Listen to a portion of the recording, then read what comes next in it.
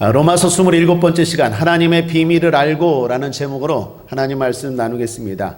지난 시간을 다시 한번 정리하면 이렇습니다. 이스라엘이 예수님을 거부했죠.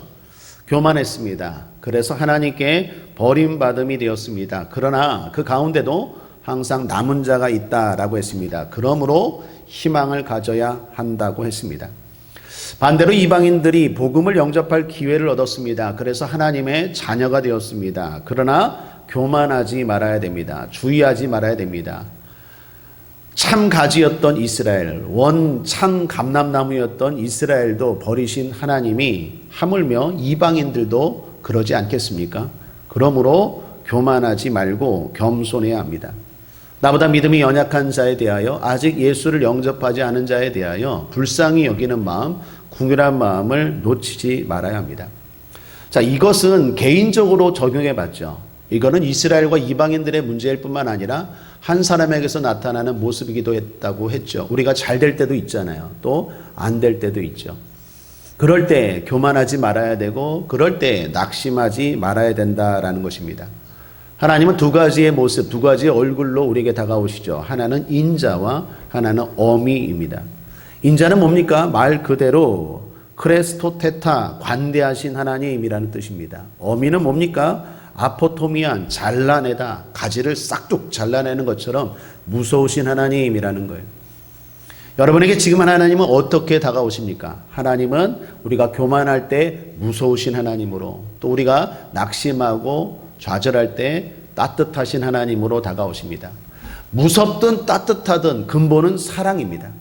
사랑하기 때문에 우리로 하여금 그런 모습으로 다가오시고 깨닫게 하시더라라는 것입니다. 그러므로 신앙에서 중요한 건 주일 설교와도 맥락이 비슷하게 이어지는데 깨닫는 것이 중요합니다. 왜 그렇습니까? 우리가 완벽하지 않아요. 늘 딱 이렇게 가는 사람이 있습니까? 그렇지 않아요. 어쩔 때 이렇게 좀 올라가다가 어쩔 때 또 내려갔다가 흔들릴 때가 많아요. 파도처럼 출렁출렁일 때가 많아요. 중요한 건 그때마다 나에게 다가오시는 하나님의 깨닫는 은혜를 겸허히 받아들여서 신앙의 균형을 잃지 않고 중심을 잡고 살아가는 것입니다. 교만하지 맙시다. 낙심하지 맙시다. 그것을 신명기에서 모세가 이렇게 말했죠. 특별히 신명기 5장 32, 33절에 그런즉 너희 하나님 여호와께서 너에게 명령하신 대로 너희는 삼가 행하여 좌로나 우로나 치우치지 말고 너희 하나님 여호와께서 너에게 명하신 모든 대로를 행하라. 그리하면 너희가 삶을 얻고 복을 얻어서 너희 얻은 땅에서 너희의 날이 장구하리라. 가나안 땅을 앞두고 신명기는 모세의 마지막 고별 설교죠. 모세가 이스라엘 백성들에게 당부한 겁니다. 뭘 당부합니까? 좌로나 우로나 치우치지 말고 신앙의 중심을 딱 잡고 균형을 딱 유지하고 나아가라라는 것입니다. 그것이 가나안 땅, 젖과 꿀이 흐르는 가나안 땅의 축복을 받을 사람의 모습이다라고 모세를 통하여 하나님이 말씀하고 계시는 줄 믿습니다. 그 구약의 말씀은 신약에도 그리고 지금 우리에게도 해당되는 하나님의 말씀입니다. 하나님의 인자를 보십시오. 하나님의 어미를 보십시오. 그리고 중심을 잡고 균형을 잃지 않고 천국길을 향하여 복받을 땅을 향하여 나아가는 저와 여러분 되기를 거듭 주님의 이름으로 축원합니다. 자, 이제 오늘 본문입니다. 오늘 본문은 크게 좀 복잡하고 어려운 얘기입니다. 그래서 다 하려면 너무 신학적으로 깊이가 복잡하고 논란이 많기 때문에 제가 걸러서 정리해서 여러분들과 오늘 하나님이 우리에게 주시는 은혜의 말씀을 나누고자 하는데요. 특별히 하나님의 비밀을 알고 세 가지로 정리해서 나누길 원합니다. 첫째로 하나님의 구원의 비밀입니다. 자, 이제 이방인들이 구원을 받았습니다. 그런데 구원받은 이방인들 중에서 교만한 사람들이 있었나 봅니다. 그들이 이렇게 생각했습니다. 이스라엘은 끝났어. 이스라엘은 이제 진은해야 하나님의 희망이 없다 라고 생각했나 봅니다. 그런 교만한 마음을 알고 바울이 이렇게 말합니다. 25절 상반절까지만 보겠습니다. 형제들아 너희가 스스로 지혜 있다 함을 면키 위하여 이 비밀을 너희가 모르기를 내가 원치 아니하노니. 스스로 지혜 있다 하는 말은 무슨 말입니까? 다 아는 척하며 교만하고 자고하지 말라라는 것입니다. 바울은 이방인들에게 말합니다. 교만하지 않기 위해서 교만하지 말라고 이 비밀을 가르쳐 준대요. 여러분, 그 비밀이 뭘까요? 그 비밀이 무엇이겠습니까? 바로 이방인의 구원, 너희들의 구원 때문이라는 거예요. 25절 하반절 함께 읽어보죠. 시작. 이 비밀은 이방인의 충만한 수가 들어오기까지 이스라엘의 덜어는 완악하게 된 것이라. 여러분, 실제로 구약 성경에 보면 이스라엘은 메시아를 대망했습니다. 예수 그리스도 구원자가 오시기를 대망했어요. 그런데 실제로 예수 그리스도가 오셨을 때 그분을 거부했죠. 십자가에 매달아 죽였습니다. 이유가 무엇이었습니까? 앞서 살펴봤죠. 이스라엘의 교만 때문이었습니다. 그런데 바울은 또 하나의 중요한 이야기를 하고 있어요. 이스라엘이 일부 덜어가 완악하여진 것은 바로 이방인인 너희들의 구원 때문에 그렇게 되었다라는 거예요. 그게 비밀이라는 거예요. 그러므로 이스라엘의 실패를 통하여 이방인은 오히려 구원을 얻었습니다. 그러면 이방인들이 교만할 수 있습니까? 없습니까? 없죠. 이스라엘의 실패가 오히려 우리의 구원이 되었는데, 우리의 구원을 위해서 이스라엘이 더러 완악해졌는데 어떻게 교만할 수 있겠습니까? 사실 생각해 보면 교만할 수 없습니다. 하나님이 이방인이 구원받을 때까지 기다려 주셨습니다. 쉽게 말하면 저와 여러분이 구원받을 때까지 주님 안 오셨어요. 여러분 언제 구원받으셨습니까? 우리 권사님, 우리 집사님, 우리 정우 언제 구원받았습니까? 구원받은 때가 있죠. 그 전에 예수님 오셨으면 우린 다 지옥이에요. 맞죠? 그런데 주님 안 오셨잖아요. 기다리시잖아요. 주님 반드시 오십니다. 오시면 이제 끝나는 거예요. 오시면 이제 끝나요. 더 이상 다른 삶은 없어요. 다른 생은 없어요. 끝나요. 그런데 그 주님이 2000년 전에부터 종말이 시작됐는데 지금까지 안 오고 계셔서 우리가 구원받았잖아요. 이거 은혜 아닙니까? 긍휼 아닙니까? 마찬가지입니다. 하나님은 우리에게도 긍휼과 은혜를 베풀어 주신 것처럼 이스라엘에게도 긍휼을 베풀어 주실 것입니다. 그래서 하나님은 자기가 사랑하고 선택한 자녀를 절대로 버리지 않으신다는 거예요. 그게 하나님의 선택과 소명에는 후회하심이 없다라는 말씀이에요. 하나님은 절대로 후회하고 내가 저거 잘못 선택했다, 내가 저거 잘못 자녀로 선택했다라고 후회하는 일이 없어요. 반드시 기다려 주셔서 결국에는 그 영혼을 구원하신다는 거예요. 그러므로 이방인들 교만하지 말라, 이방인들 착각하지 말라, 너희에게 긍휼을 베푸신 하나님은 이스라엘에게도 다시 긍휼을 베푼다라는 거예요. 그래서 일부 선교단체나 학자들 가운데 이스라엘이 구원받을 때 주님이 오신다, 마지막 구원받을 곳은 이스라엘이다, 역으로 백투더 예루살렘 뭐 이러면서 역으로 이스라엘의 구원을 위해서 기도하고 또 막 이스라엘에 가서 선교하고 거기서 복음을 전하는 일들이 일어나죠. 바로 이 말씀 때문입니다. 하나님이 이스라엘을 선택했지만 이스라엘이 거부했어요. 근데 그 거부가 실패가 아니라 이방인의 구원이 됐어요. 합력하여 선이 됐어요. 뿐만 아니라 하나님은 그 이스라엘을 다시 회복시키기 위해서 기다리신다는 거예요. 하나님이 긍휼을 베푸신다는 거예요. 30절 31절을 함께 읽겠습니다. 시작. 너희가 전에 하나님께 순종치 아니하더니 이스라엘에 순종치 아니함으로 이제 긍휼을 입었는지라. 이와 같이 이 사람들이 순종치 아니하니 이는 너희에게 베푸시는 긍휼로 이제 저희도 긍휼을 얻게 하려 하심이니라. 우리도 긍휼을 얻었습니다. 이스라엘도 이제 다시 하나님이 구원하실 거예요. 그러므로 우리는 함부로 누구를 판단하거나 정죄하거나 자고하지 말아야 됩니다. 어떤 목사님 이야기입니다. 전임 목사님이 문제가 일어났습니다. 문제가 생겼습니다. 그래서 그 교회 후임으로 이 목사님이 가게 되셨습니다. 그런데 이 목사님이 좋은 게 있는데 전임 목사님의 흉을 보지 않아요.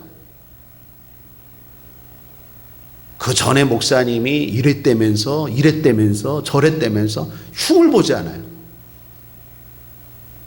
숙덕숙덕거리질 않아요. 아무리 성도들이 뭐라고 하고 또 주변에서 이렇게 딱 떠봐도 이 목사님이 전임 목회자의 절대로 흉을 보지 않아요. 왜 그렇습니까? 전임 목사님의 실패가 있었기 때문에 자기가 거기 가서 목회하는 거 아니겠어요? 그죠? 이 목사님 지혜로우신 거죠. 근데 우리가 그렇지 못할 때가 많다라는 거예요. 오히려 실패한 사람의 그 실패가 나에게 은혜가 되고 나에게 긍휼이 되었다니까요. 그 사람을 책망하고 욕하는 것은 결국 자기를 욕하는 거예요. 자기. 근데 그걸 모르고 그 앞에 목사님을 흉본다는 건 어리석은 거고 자기 얼굴에 침 뱉기, 우리말로 자기 얼굴에 침 뱉기라는 말과 똑같죠. 저도 그런 의미에서 부족하지만 제 개인적으로 결단하고 결심한 게 있습니다. 선배 목사님들 흉보지 말아야겠다. 저보다 선배 목사님들 다 훌륭하신 분입니다. 다 훌륭하십니다. 설령 언론에 나오고 부족한 이야기들, 허물들 비출지라도 절대로 흉보지 않기로 결단해요. 다짐해요. 사람인지라 악한지라 그런 마음이 생길 때마다 절대로 흉보지 않기로 다짐해요. 왜요? 그분들의 실패가, 그분들의 실수가 오히려 나에게 기회가 됐잖아요. 그걸 어찌 그 흉을 볼 수 있겠어요? 뿐만 아니라 그걸 통해서 하나님이 우리에게 말씀하고 계실지도 몰라요. 교훈으로 삼아야 되죠. 그게 지혜로운 모습 아니겠습니까? 하나님의 구원의 비밀을 알고 겸손한 저와 여러분 되기를 주님의 이름으로 축원합니다. 하나님의 놀라운 신비가 담겨 있어요. 조금 잘 된다고, 지금 예수 믿는다고 자고하면 안 돼요. 늘 겸손함으로 주님 앞에 쓰임받고 은혜받고 복받는 저와 여러분 되기를, 특별히 수요 예배드리는 신실한 우리 국제하모니교회 성도님들 되기를 주님의 이름으로 축원합니다. 둘째로 하나님의 긍휼의 비밀입니다. 오늘 본문을 보면 또 하나의 중요한 진리를 하나를 발견할 수 있습니다.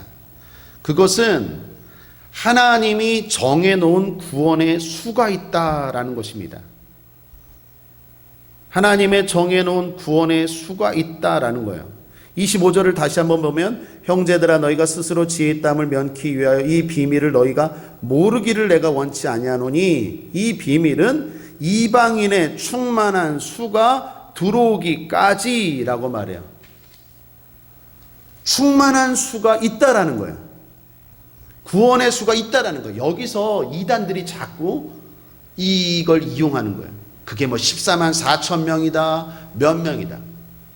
여러분 분명히 말씀드립니다. 하나님의 정해진 구원의 수는 있어요.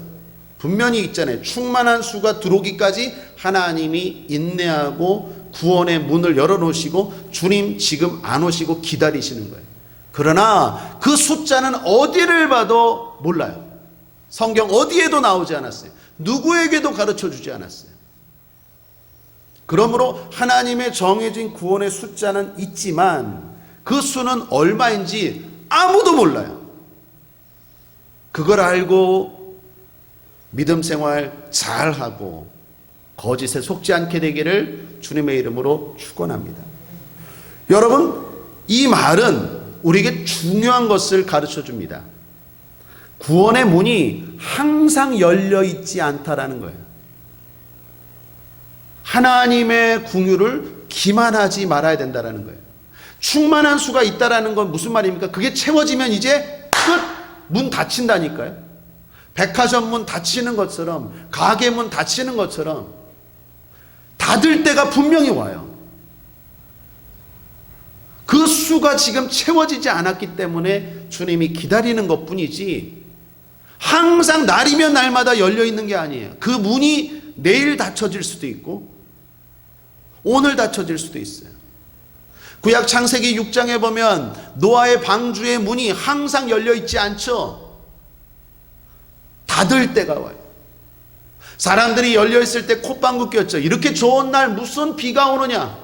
저 늙은이가 노망이 났다고.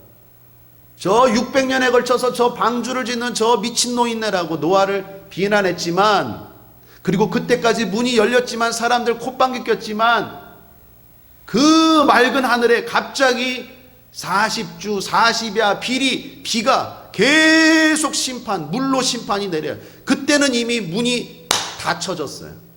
문 열어주세요, 문 열어주세요. 내가 잘못했어요. 내가 미쳤다고, 노망 들었다고, 노아 욕한 거 용서해 주세요. 문 열어주세요 하는데 문 열 수 없어요. 노아도 열 수 없어요. 창세기에 보면 그 문을 누가 닫으십니까? 하나님이 닫아버리세요. 노아가 닫은 게 아니에요. 하나님이 닫아버리세요. 여러분, 마지막 때 심판도 마찬가지입니다. 충만한 수가 채워지면 하나님이 문을 닫아버리세요. 이 말은 우리에게 어떤 메시지, 어떤 교훈을 줍니까? 전도해야 돼요. 긴장하고 전도해야 돼요. 그 충만한 수에 여러분의 자녀, 여러분의 형제, 여러분의 가족이 꼭 들어가야 돼요. 오늘 기도하십시오. 주님, 우리 자녀가 구원의 방주에, 하나님의 정해진 구원의 수에 들어갈 수 있게 하여 주옵소서. 그리고 전도하십시오. 전도하셔야 돼요. 우리나라 일제 강점기 시제 이야기입니다. 거의 일본이 망해갈 즈음에 한 마을에서 일어난 일인데, 사람들이 한 사람을 향해서 비판하고 있었어요.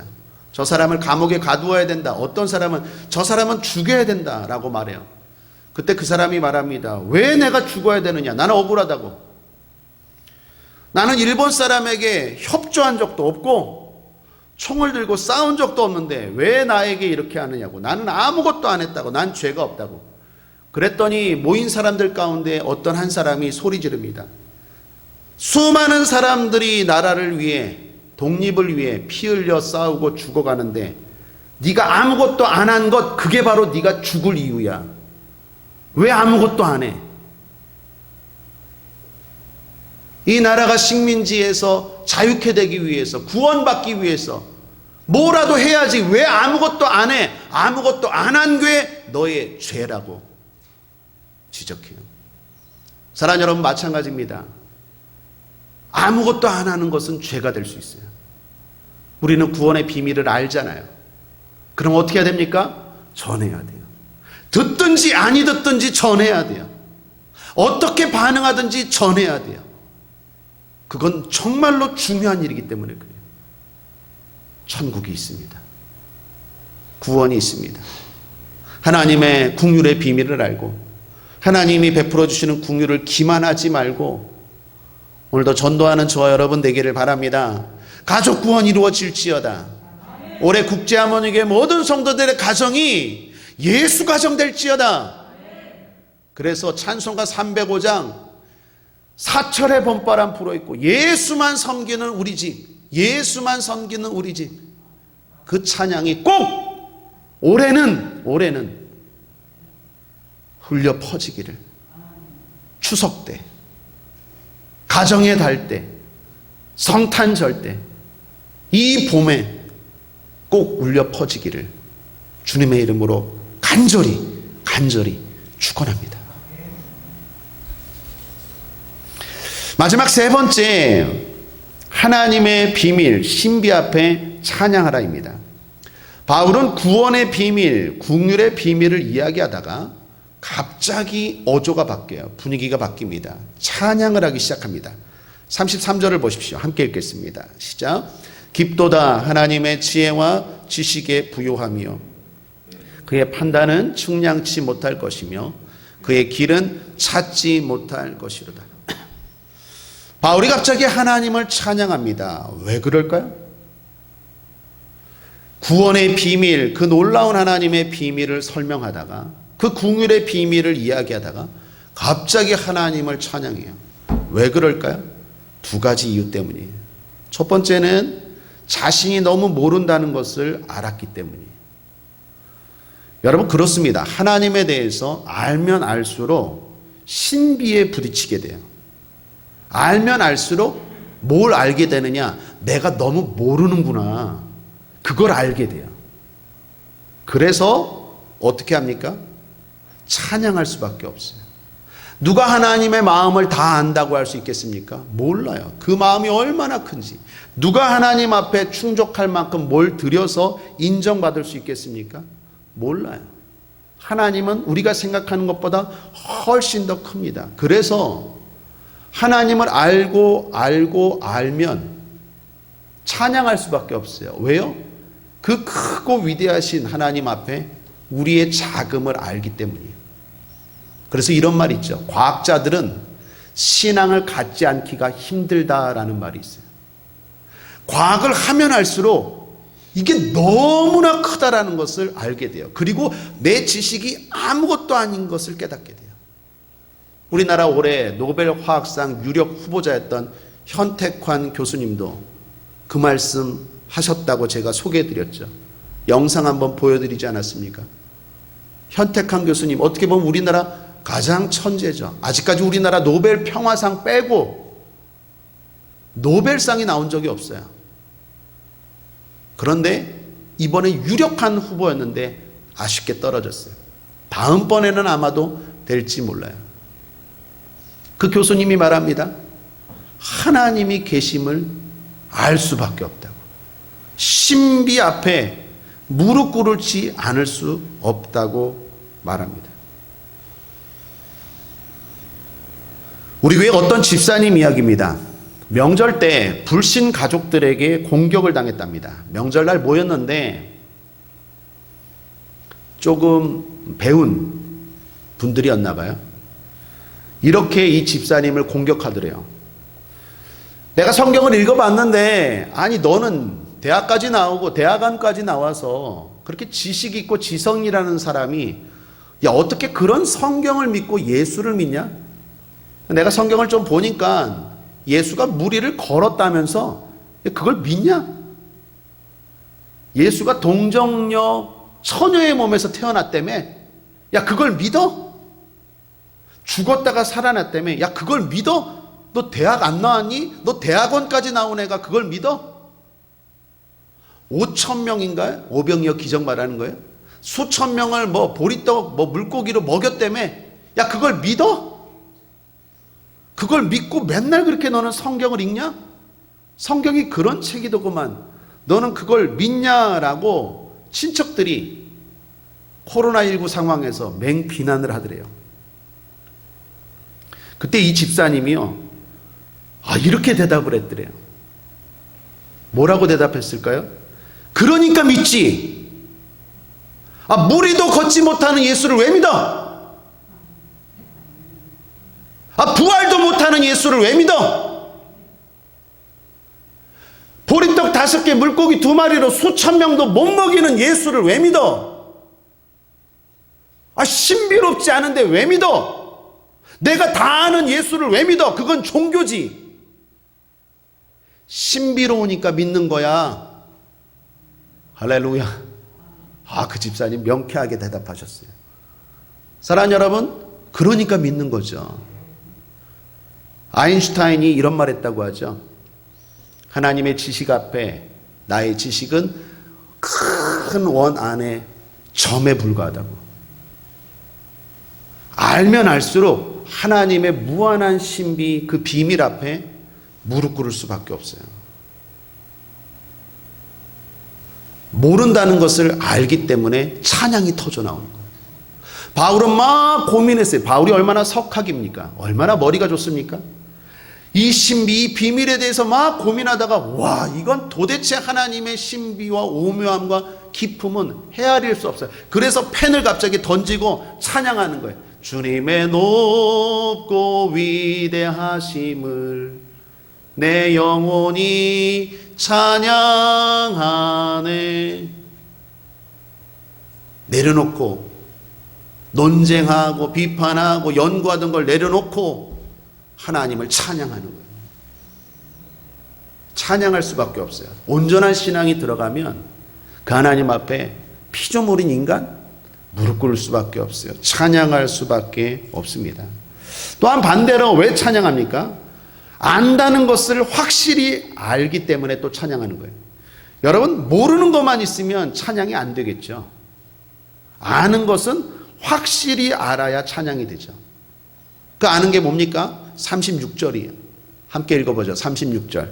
시작. 이는 만물이 주에게서 나오고 주로 말미암고 주에게로 돌아감이라 영광이 그에게 세세에 있으리로다. 아멘. 바울은 알아요. 자기가 모른다는 것을, 자기가 모르는 게 너무나 많다는 것을 알고, 또 하나는 확실히 아는 걸 확실히 알아요. 모든 것이 하나님으로부터 시작된 건 알아요. 이 모든 세상이 다 어떻게 돌아가는지 몰라요. 그러나 확실히 아는 건 하나님이 다스린다는 건 확실히 알아요. 우리가 성경을요 다 몰라요. 성경 가운데 난해 본문 같은 게 있어요. 난해 구절 같은 게 있어요. 다 몰라요. 뭐 에덴 동산이 어디에 있었냐 막 이렇게 질문하는데 나도 모르겠어요. 모르는 것들 많아요. 그런데 중요한 건 아는 것도 있어요. 그거 확실히 붙들어야 돼요. 그러면 찬양해요. 아는 게 뭡니까? 하나님이 이 세상을 어떻게 신비롭게 관여하는지는 정확하게 모르지만 분명한 건 하나님이 이 세상을 만드셨고 다스리시고 그리고 이 모든 만물이 다시 하나님께로 돌아간다는 건 바울이 알아요. 그러니까 하나님 앞에 찬양하는 거예요. 다른 석가나 다른 신에 찬양하는 게 아니라 하나님 앞에 찬양하다 한다라는 것입니다. 그러므로 사랑하는 여러분, 결론은 찬양입니다. 온전한 신앙을 갖게 되면 하나님을 찬양할 수밖에 없습니다. 교만할 수도 없고 낙심할 수도 없습니다. 누구를 비판하지도 또한 자기를 비하하지도 않아요. 오직 주님을 찬양해요. 참된 신앙은 하나님을 찬양합니다. 하나님만 찬양해요. 누구를 판단하지도 않아요. 자기를 비하하지도 않아요. 참된 믿음이 들어가고 하나님을 알면 하나님을 찬양할 수밖에 없다라는 것입니다. 오늘 설교를 준비하다가 한국 교회의 역사를 조금 알게 되었습니다.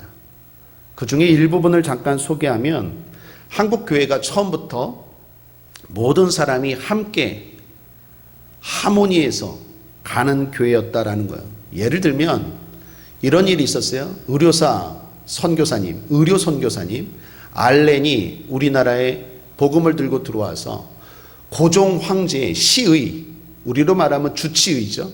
주치의가 되었죠. 그러니까 복음이 황제, 높은 신분에 가진 사람들과 연결이 되고 접촉이 되었다라는 거예요.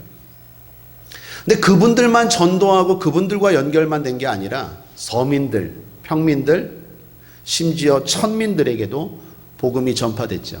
특별히 마펫이라는 선교사님 같은 경우에는 학교를 세우고 거기 양반들만 오게 한 게 아니라 그 당시에 우리나라 양반도 있고 천민도 있었지만 평민들, 천민들도 누구든지 학교에 오게 했어요. 그런데 어떤 일이 일어났느냐? 학교에서 백정 아시죠? 백정이 누구입니까?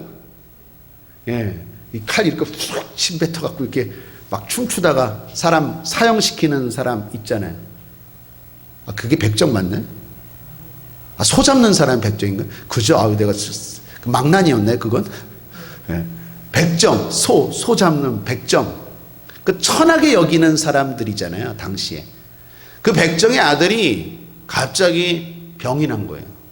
그러니까 이 선교사 마펫이, 외국인 선교사님 마펫이, 학교를 세운 마펫이 알고 있던 알렌 선교사는 누구예요? 왕의 주치의예요. 시의예요. 그 사람에게 연락을 했어요. 우리 학교의 학생이 백정의 아들이 지금 아픈데 와서 고쳐달라고. 그래서 그 알렌 선교사님이 와서 고쳐줬어요. 이건 우리나라 역사상 있을 수 없는 일이에요. 여러분, 왕의 건강을 책임지는 주치의가 천민, 그것도 백정의 아들을 고쳐줬다?